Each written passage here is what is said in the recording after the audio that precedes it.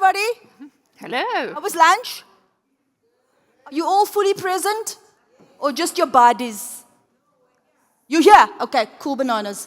So then I'm going to invite Lauren up to the podium here. She's going to join me, and we're going to have a really good discussion. Lauren is a real professor. I ain't no professor, okay? I ain't one. So, today, we've had very, very interesting discussions this morning.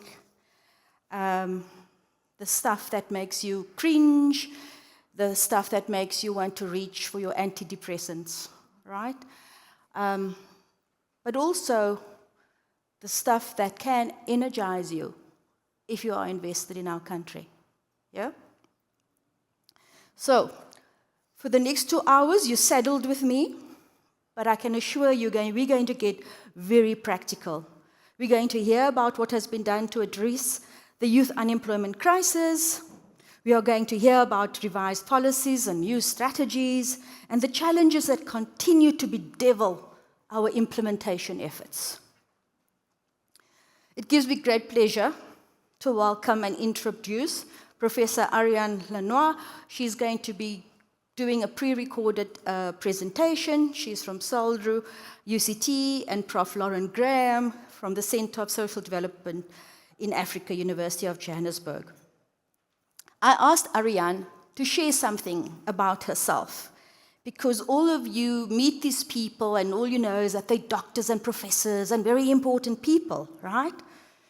So I said to Ariane, share something about yourself.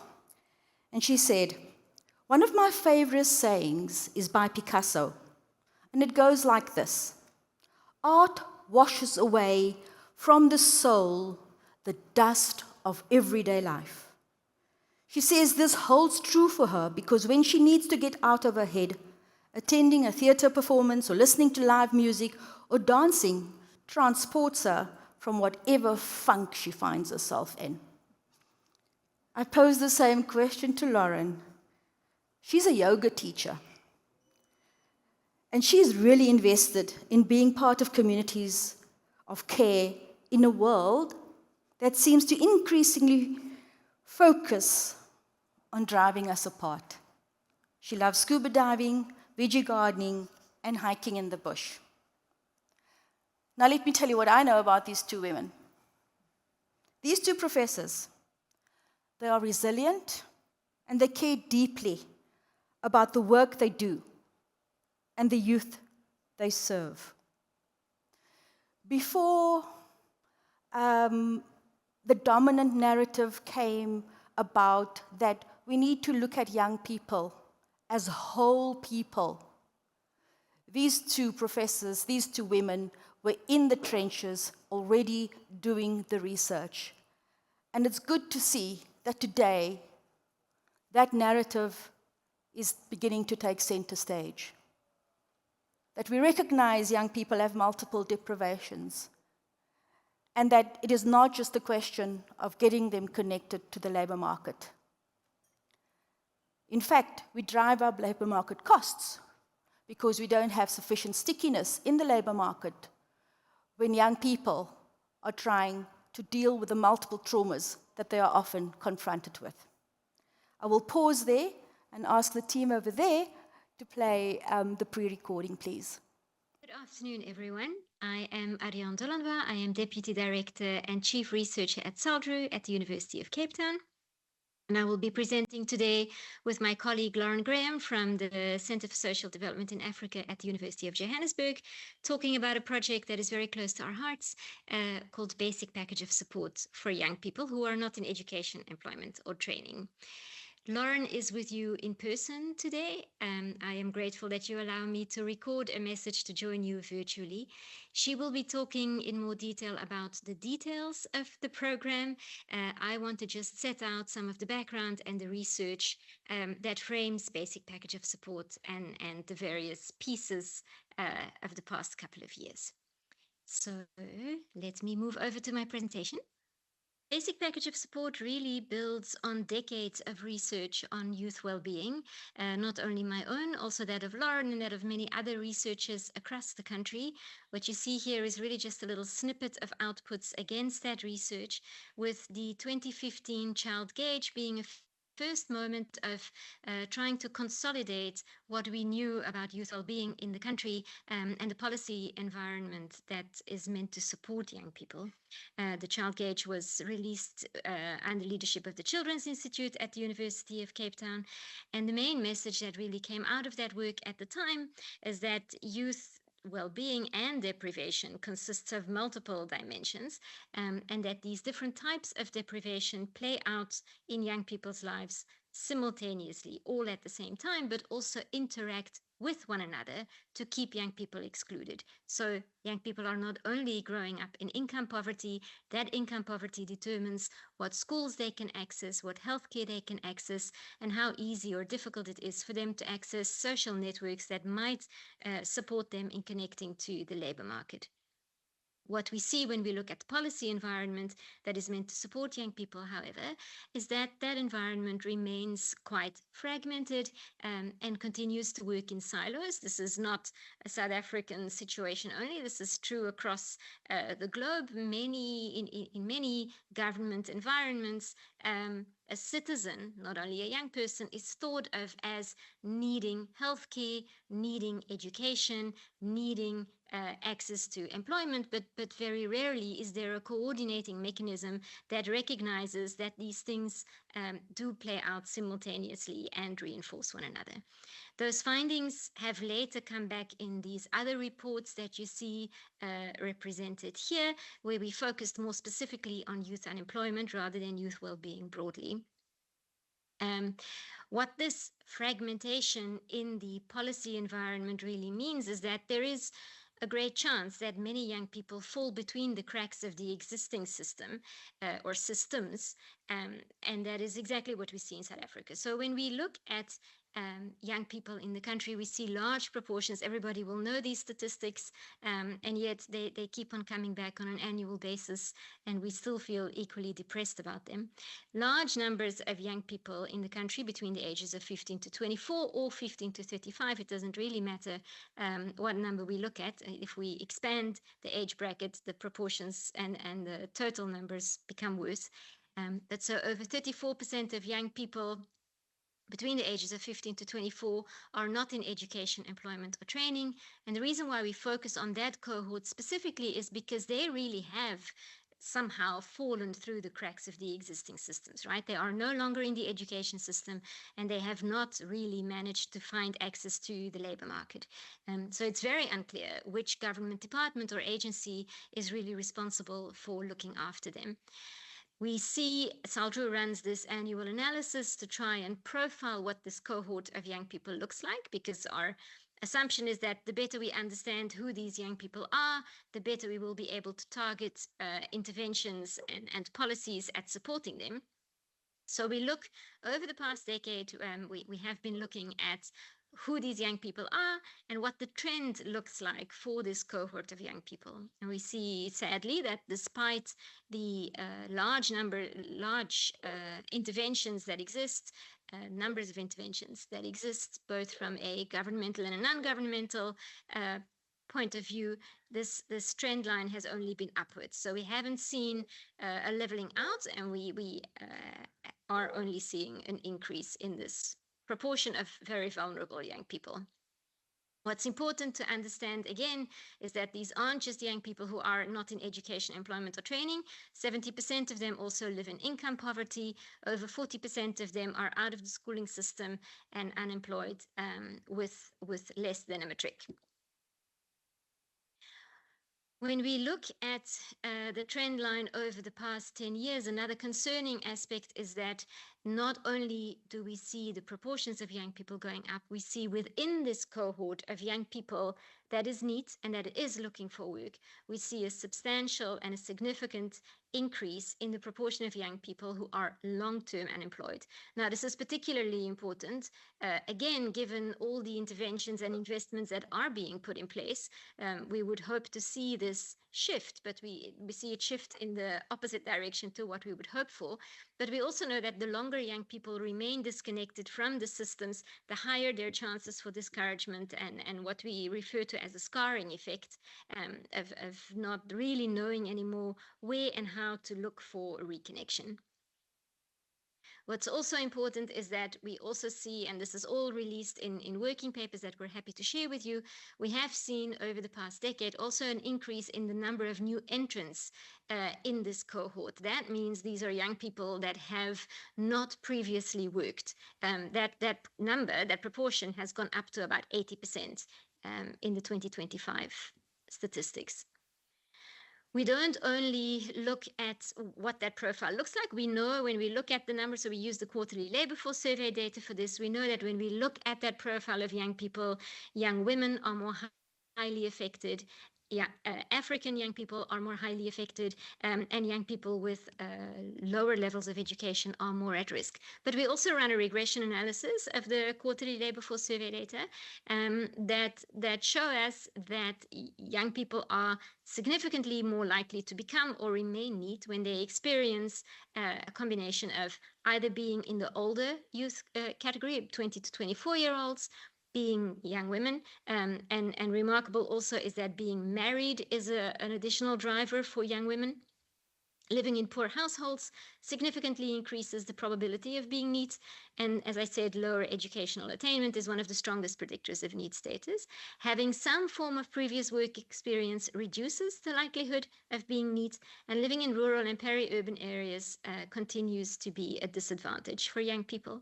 So that comes out of the regression model, this multitude of factors that drive this situation.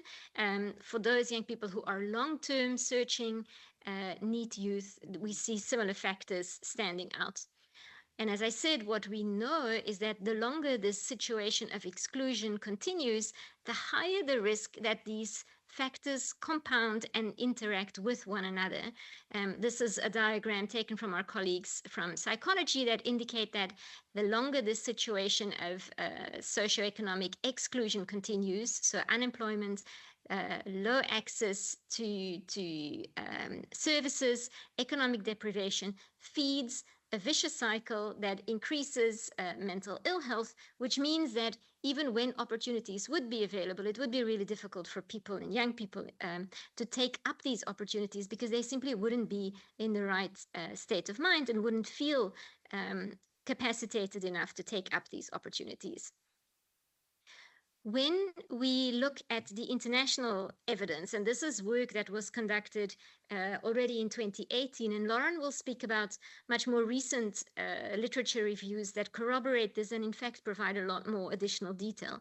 But what the international and the national evidence tells us is that interventions that are able to deal with these multiple dimensions and these multiple barriers that play out in young people's lives have a higher chance of success for reconnecting young people to pathways to sustainable livelihoods.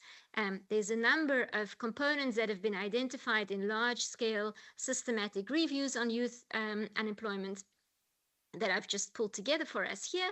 One is this understanding of who these young people are, so being able to profile a beneficiary of a program and then tailoring the services and the support that is provided on the basis of that understanding of the profile of the young person. So the idea is to start with a thorough understanding of who this individual young person is.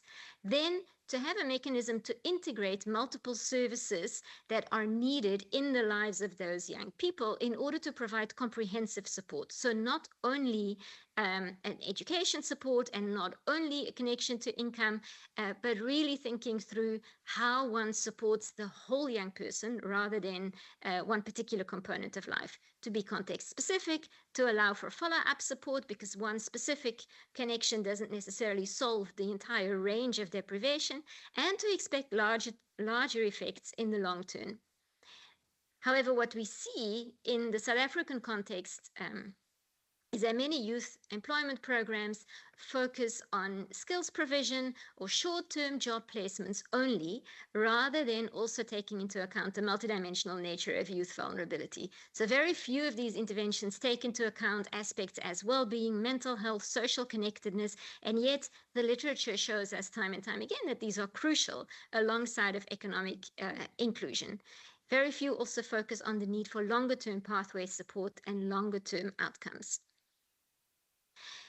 So our own work speaks to this, and this is a piece of research that has very recently been completed. There's a lot in this slide, so I'm going to try and talk us through it quite carefully before I hand over to Lauren. We have just completed an analysis of the National Income Dynamics Study, Wave 1 and Wave 5 data, where we compose an index of multidimensional vulnerability. We choose a number of domains that make up that vulnerability, and within each of those domains, we choose a number of indicators. Those are based on the existing literature. Sorry about that. Those are based on the existing literature.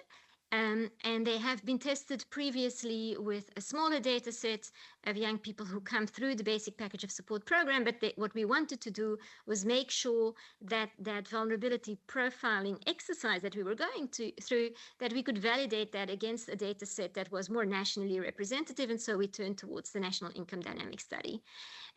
There's a lot of information available in the paper that you see referenced here at the bottom, but the key findings are really that much larger numbers of young people in general experience multidimensional vulnerability than what is often assumed. That isn't entirely surprising for researchers who work with young people over extended periods of time, and it shouldn't surprise any of us really, given the context within which young people continue to grow up at the moment. But what we see is that young people who are not in education, employment, or training experience significantly deeper and more complex vulnerability, and that is important.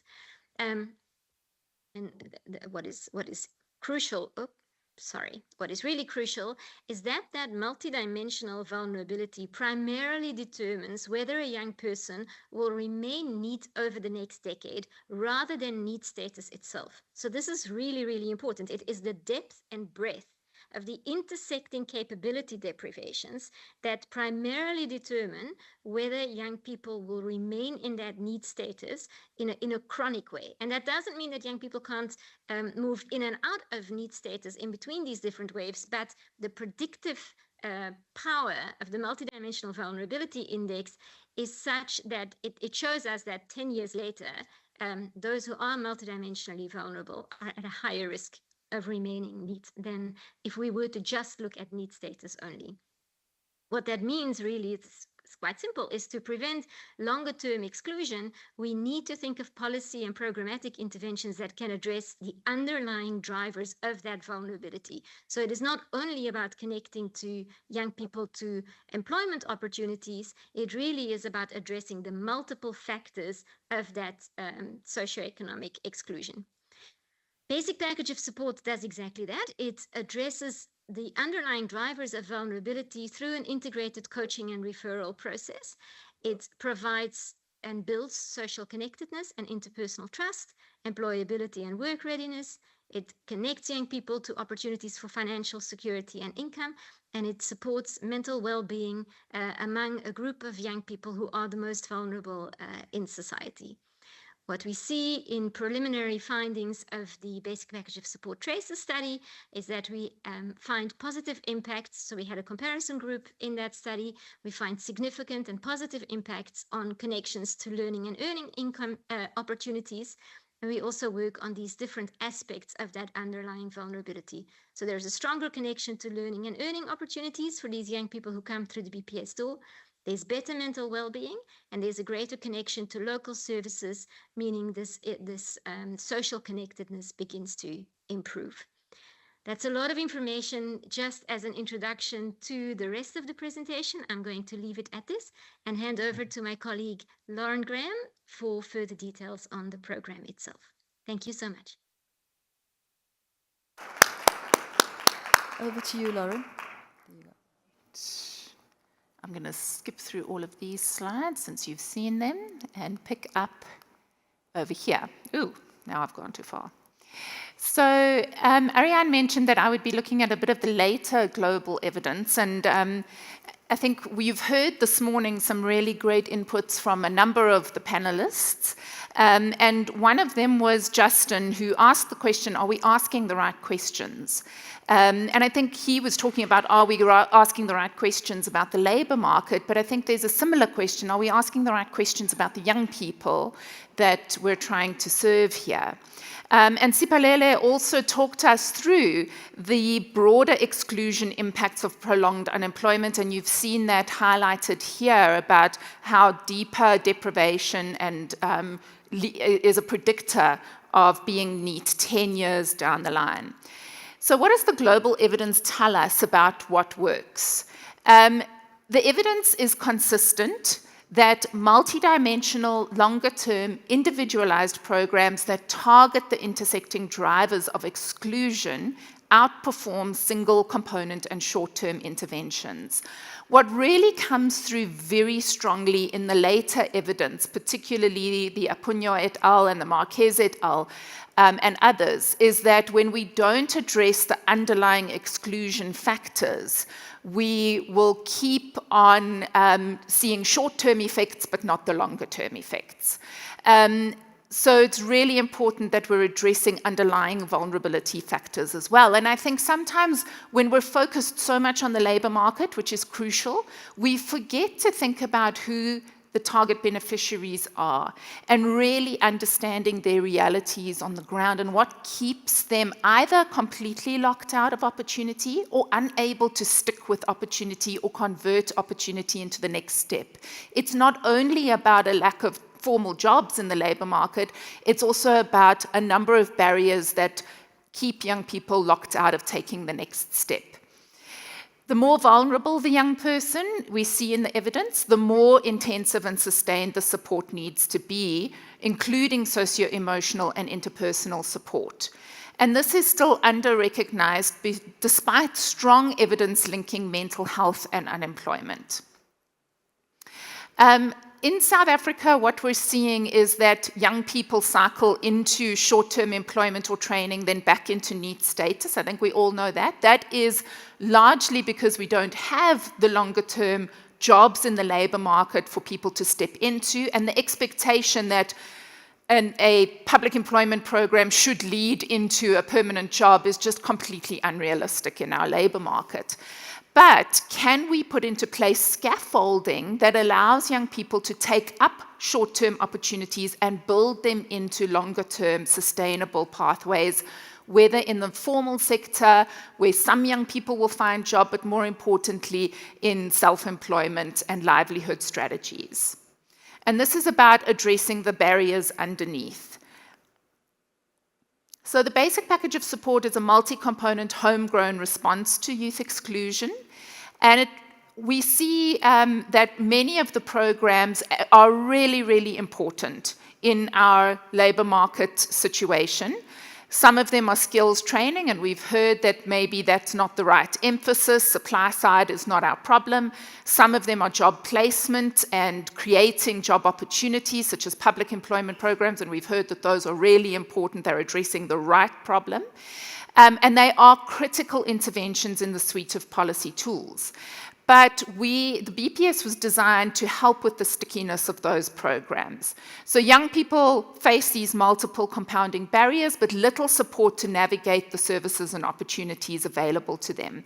And the services they need to access to overcome the barriers are themselves often hard to access, poorly coordinated, and create cycles of exclusion. So if we imagine being a young person, and there's all of these opportunities out there, how do I know what is the best opportunity for me, and how do I get there? We might have the education assistance program, and we know for a number of young people, thousands of young people, this has been their first work opportunity, and it's a really important program. So maybe I can go to that. But there's also this welding learnership and a plumbing learnership and an NYDA entrepreneurship program and many NGOs offering programs in my local community, but I really don't know what is the best step for me. And if I do know what the best step for me is, there's a whole lot of barriers. What about the costs of getting there? What about needing childcare for my brother who I've got to leave at home? What about data costs? What about I'm going to fail because I failed so many times before when I've applied for things and people haven't got back to me and I'm discouraged about that? So there's all of these barriers that are in place for a young person.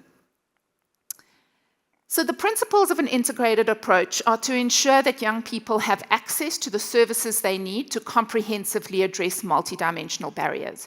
You're at a public economics conference. The focus is on labor market policy and it's on tax policy, but I've heard very little about social policy.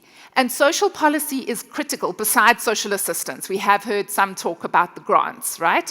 But social policy is critical, and because we're whole people, we're not just work seekers, and we have a range of other barriers, particularly if we're living in contexts of chronic underservice and poverty. So we need to be able to profile a young person and tailor services and opportunities to their needs. So referring them to the right service or right opportunity at the right time. Providing follow-up support to reduce dropout and churn. We know that a number of young people take up opportunities and drop out 2 months later, often for very rational reasons. Can we scaffold support underneath them to make sure they don't drop out? And can we scaffold support so that they're thinking about what is the next step? The principles of an integrated approach, we expect larger effects in the longer term, and it's context specific. So the basic package of support has 2 components. You've heard Ariane talk mainly about the red one, but we've also got the community of practice service strengthening track, which is about engaging providers. Those are service providers in a range of life areas, strengthening coordination, improving service delivery to youth, and ensuring no young person falls through the cracks. A little bit about the pilot results which were published in 2024. We see again that vulnerability profile. I'll skip over that. But what we see is that after 3 coaching sessions, we have a significant reduction in the young people reporting low life satisfaction, a significant reduction in young people reporting possible generalized anxiety disorder, as well as a reduction in the number of young people recording high psychological distress. We also see a significant improvement in young people accessing services. So at baseline, 26% of young people said there are no services in their community that will help them. And after 3 coaching sessions, that reduced to only 8%. That's because we're helping young people to identify the right services and also working with those services to serve young people better. After 4 sessions, we see, so the first block is 88%. After 1 session, all of them that come in are screened for being NEET. After 1 session, 88% of them remain NEET, and after 4 sessions, 64% remain NEET. We do know that some of these young people in the short term cycle back into being NEET after taking short-term opportunities, which is exactly why that longer-term support is necessary. So that when you end an opportunity, somebody is taking you by the hand and saying, okay, what's your next step? Let's think about it. And so that ongoing support is not nice to have add-on. It's absolutely critical if we want to reduce churn in the labor market. So if we imagine that maze of opportunities ahead of a young person, this is what it might look like for a young person with that scaffolding underneath them. They might enter the education assistance program, really enjoy it, then be able to access a TVET certificate program if they've been able to reduce the barriers to accessing that program by accessing services that will help them to do that, and so on. I think I'll skip over this. It's really just to make the point that if we are going to be asking different questions, it requires us to really understand who we're serving, and it requires us to accept that the solutions are hard and they require long-term, deep commitment if we want to make our investments stick. Thank you. Thank you, Lauren. Oh, we can become much more enthusiastic. I know that was a lot. Come on, come on. So this morning we heard about the unprecedented scale of the problem that we have in our country. And so a program like yours, Lauren, is a tough one in this particular context. BPS was piloted in 3 sites with intensive individualized coaching. You've shared with us the importance of that and the results that has been achieved. To you, what is the biggest tension you see between keeping that individualized, trust-based model and scaling it to provincial or national level? Thanks, Najwa. I think when we're facing the kind of problem we are in South Africa, it is we want to go for solutions where we've got high numbers, and that is a reality. We've got to reach high numbers of young people. But I think we, at the same time, need to be thinking, what does scale mean? Does scale mean a once-off skills training opportunity for millions of young people? Does it mean a once-off job placement opportunity for young people? I think that's part of the solution for sure. But we've also got to be thinking about impact alongside scale. And what are we trying to scale? Are we trying to what we talk about is scaling wide, which is increasing the numbers, and that's really important, but also scaling deep. Are we trying to change the fundamental barriers underneath which these young people are struggling? And that requires deep work in communities, and it's long-term work. And that can be, in part, it's about that individualized coaching, and I think part of what we're playing with is how do we increase the numbers of young people that have the coaching without losing too much of the personal touch. And I think there are ways to do that. But also, are we working in communities deeply to overcome the siloed approach in which local services are being delivered, in which young people are being turned away left, right, and center? How do we ensure that at the local level, we're enabling people to not close the door on young people, but facilitate these pathways for young people? So it's a different approach to scaling. It's about scaling deep and looking for impact. And I think these things have to go hand in hand with the programs that are scaling wide as well. Thank you, Lauren. Tell us a little bit about when you did the first pilot in Atlantis, right? And talking to this issue of scaling deep, right? What did you do? How did you approach that community? What were some of the pain points as you were trying to mobilize the community? Because we know that when we are referring young people, if the phone isn't answered or the place that you have referred them to does not respond, you know, it is just a setback in that young person's life. So just share a little bit of that. Yeah, so the community of practice approach in the communities is one where we really work hand in hand with a range of service providers. Those are service providers offering support to young people, but also service providers offering opportunities to young people. And we've had experiences, of service providers going, what do we have to do with young people in this community? With youth unemployment. We're an ECD provider. We work with young children. We don't work with youth. What do we have to do with it? And they refuse to come to our community of practice, for instance. We've had the police refuse to come to our community of practice. And eventually, we managed to get them on board. And we've had things like the ECD forum in the community saying, oh, we get it now. We do play a role in youth employment because so many young women are stuck with being able to go and look for work and go for interviews because they have nowhere to leave their children. And so the ECD have a rotating system now between the ECDs in the community that have slots available for young women to leave their children so they can go and look for work or go to an interview. We've had the police come on board now where they realize that when a young person is faced with violence in the community, and it's a high violence community, there's high levels of trauma, and where victim empowerment programs are now a lot more accessible to young people. So we're helping young people to overcome the traumas that they're facing so that they're better placed then to step into opportunity when it is available. But it's hard work to convince service providers of their role, convince service providers that not to give up on young people, that young people are not lazy and sitting on the side of the road, and that they have a role to play in supporting young people through these different pathways. Thank you. So really emphasizing the importance of place-based responses and when we are working with young people. I want to ask you, what would you say to a Treasury official who points out that the fiscal year budget cycle makes it really hard to find anything whose payoff is sustained rather than immediate?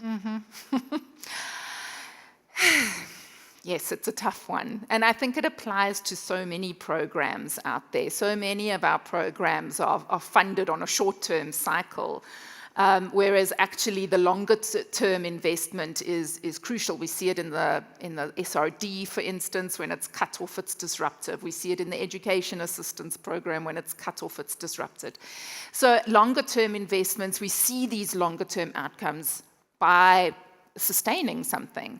And that we've got to have a longer-term vision if we want to be reducing churn in the labor market, that we have to invest in the long term. Because this is a problem that has been 30, 40, 50 years in the making. We're not going to solve it in a budget cycle of 1 year. We have to, and I think the conversation earlier about which active labor market programs work, which ones do we need to phase out, is an important one.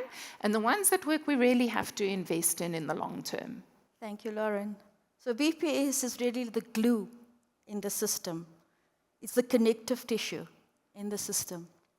Before I open it up to our participants here, and conclude our discussion on the basic package of support, I would like to leave you with one important reflection.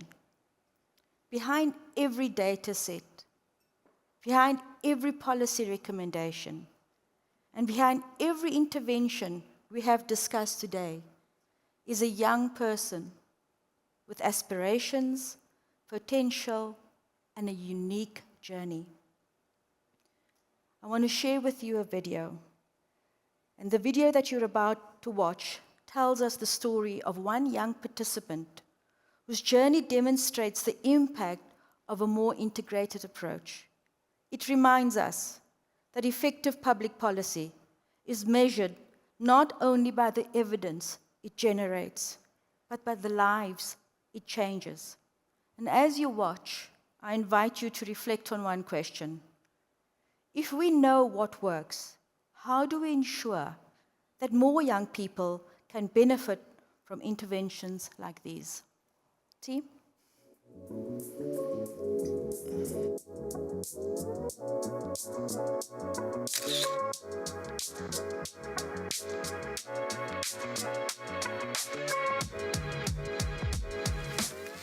From a young age, I was living by my grandma.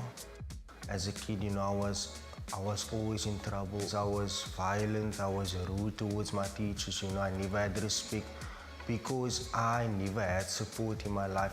On school, I was always called names, I was always bullied, My teachers would also break me down, calling me a disgrace, calling me whatever they feel like fits me.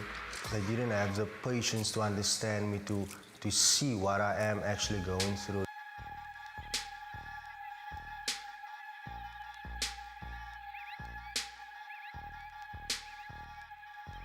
Here at BPS, they believe in me, they see my potential, they want us to win, they help us with our CVs.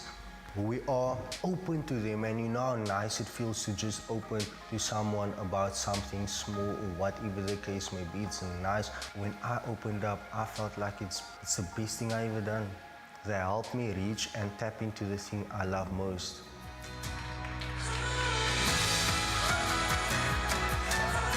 So at the moment, I'm training models, kids at the grooming school. Training others is my passion. Because it will be selfish of me to keep all the things that I know to myself. If you see a kid with potential, show him the proper way. So when I'm training others, I feel amazing. I feel inspired by them. 1, 2, 3, let's go. I want to have my own studio one day. I want to fly to Milan. I want to model in Milan Fashion Week. I want to have my own fashion school. Honestly, I just want to make the most out of Atlantis, you know. Coming from nothing motivates me. As soon as you see the people that is rooting for you, the people that's actually trying to give a hand out to lift you up. Well done. Because as soon as you see that, you see life.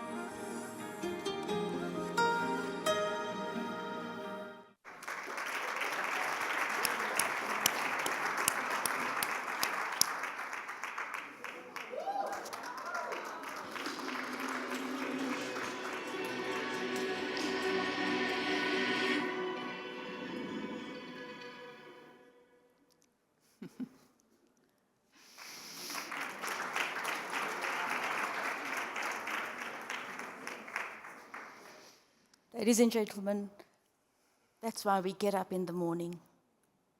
That's why we do what we do. That was a new pathway. It's not the traditional one, is it? But there are so many possibilities if we just listen and we provide the kind of support that is needed when it's needed. So now over to you. We've got 4 minutes for questions. Oh, okay. Over here. And this gentleman over here. And there's a gentleman right at the back as well. Thank you so much. Be brief, be bright, and let's go, right? Okay, thank you. I think from the morning until now, the evidence has been that many young people cycle back into the NEET status after short-term employment, and as much as we do have the programs, I do believe that they provide short-term income while maintaining labor market attachment. So my question is, should South Africa maybe redefine the success of youth employment interventions to prioritize sustained labor market attachment, earnings mobility, career progressions, rather than just initial placement alone? Thank you. Thank you very much for the insightful presentation. My question is, what informed BPS decision to scale inwards as opposed to horizontally? Thank you. Thank you, good one. Gentleman at the back, and then Vusi, I'm going to go over to you and see if there's anything from our online audience. Yes, sir. Right, thank you very much. I just have a question with regards to your service providers, as you were saying that you didn't get much support. Is it possible maybe if probably in the future you would partner up with organizations like the NYDA, as they've got higher reach, more reach, especially in more disadvantaged provinces with high employment rates like your Limpopo, your Eastern Cape and the likes, also to reduce some cost limitations probably that you have on certain projects that you want to initiate in the future. Thanks. Thank you, sir. Vusi? No questions at the moment. No questions. Okay, Lauren, over to you. So I really like the idea of when we're thinking about outcomes is to think about sustained labor market outcomes. And maybe it's not just sustained labor market outcomes, but sustained pathways, because it's a mix of formal and job opportunity and self-employment and training. So are we seeing stickiness to opportunity in the labor market, and skills training environment and progression, I think, is important. How we measure that is a little bit more tricky, but I do think we need to be thinking about that for sure. What informed scaling deep as opposed to wide? So I don't see these as either or questions. It's not about trading off scaling deep with scaling wide. Ultimately, we do want to be able to reach more young people, but not at the cost of losing the impact, right? So and for us, the impact is that longer term stickiness and that trust building, which does take time. So we would see BPS as something that is a useful add-on to any program that is scaling wide. If you're looking at a public employment program or an NYDA program, can you build in the BPS approach so that that program has that stickiness built into it? And that's certainly what we've been looking at, which brings me to the third question, which is around, would we be working with NYDA? So NYDA does tend to be part of our communities of practice in the sites that we've been working in, which are now no longer pilot sites. They're flagship sites, and they're going to be supporting other sites. NYDA is absolutely a crucial partner, and we are also in conversation with NYDA about building BPS into the NYDA programs. Thank you, Lauren. And just to say, you know, this is just not about government departments partnering with BPS. Here's an opportunity for the private sector, okay? Adopt a center. Go out there, make your money work, take a long-term approach to development in our country and to investing in the youth in our country. And if you want to brand it as the MTN Center or the Vodacom Center or the whatever center, come and do it. But there is a way in which we engage young people. There's a way in which we support it. So be a part of the solution. And on that note, I'm going to say thank you so much to Lauren. And when you get into a funk, take a break, my sweet. Take a break. Thank you so much. Thanks, Najwa.